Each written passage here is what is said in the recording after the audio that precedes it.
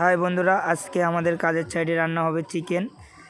তার জন্য আমাদের চিকেন রান্নার জন্য প্রস্তুতি চলছে। দেখো, এখানে রসুন বাছা চলছে এবং পেঁয়াজ টাজ কাটা চলছে। এদিকে মুরগিটা কাটছে।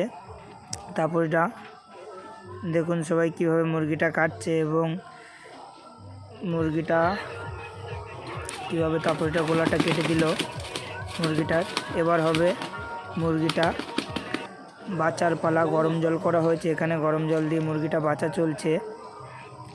এদিকে সঞ্জয়দা মুরগিটা বাছছে। দেখো কত দ্রুত সঞ্জয়দা মুরগিটা গরম জল দিয়ে পরিষ্কার করে ফেলছে। তারপরে চলবে কাটিং। সঞ্জয়দা এই মুরগিটা কাটিং করছে।